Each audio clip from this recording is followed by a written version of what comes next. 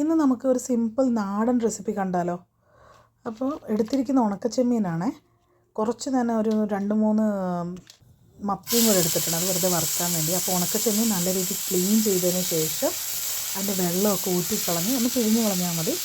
ആ പിഴിഞ്ഞ് കളഞ്ഞിട്ട് കുറച്ച് എണ്ണ ഒഴിച്ചിട്ട് ചട്ടിയിലിട്ട് നമുക്ക് ഈ ക്ലീൻ ചെയ്ത് വെച്ചിരിക്കുന്ന ഉണക്കച്ചെമ്മീൻ ഇട്ട് കൊടുക്കാം. എന്നിട്ട് ഒന്ന് റോസ്റ്റ് ചെയ്യുക. റോസ്റ്റ് ചെയ്യാന്ന് പറഞ്ഞാൽ കുറഞ്ഞത് ഒരു 4 തൊട്ട് 5 മിനിറ്റ് വരെ സ്ലോ ഫ്ലെയിമിലിട്ട് വേണം റോസ്റ്റ് ചെയ്യാനായിട്ട്. നല്ല രീതിക്ക് റോസ്റ്റ് ആയതിന് ശേഷം നമുക്കൊരു മണം വരും, റോസ്റ്റ് സ്മെല്ല് വരും. ആ ടൈമിൽ നമുക്ക് റിമൂവ് ചെയ്യാവേ. ആ ഫ്ലെയിം ഓഫ് ചെയ്ത് നമുക്ക് വേറൊരു പ്ലേറ്റിലേക്ക് മാറ്റാം. അതിനുശേഷം നമുക്ക് അതേ ചട്ടിയിലേക്ക് കുറച്ച് എണ്ണ ഒഴിച്ചു കൊടുക്കാം. അപ്പോൾ വെളിച്ചെണ്ണയാണെങ്കിൽ ഏത് എണ്ണയാണെങ്കിലും കുഴപ്പമില്ല, വെളിച്ചെണ്ണയാണ് ഏറ്റവും നല്ലത്. അപ്പോൾ ഒഴിച്ചു കൊടുത്ത് അതിലേക്ക് കുറച്ച് കടുക് പൊട്ടിക്കുക.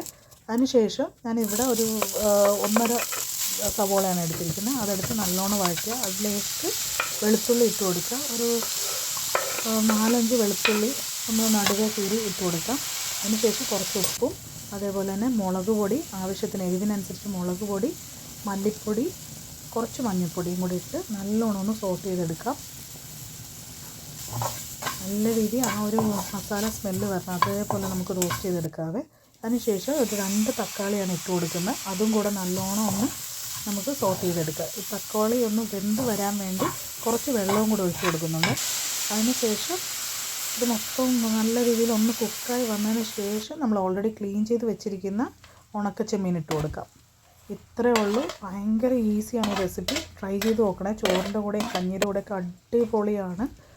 അപ്പോൾ മുമ്പത്തെ വീഡിയോയിൽ പറഞ്ഞ പോലെ please subscribe and comment for giveaway. Thank you for watching.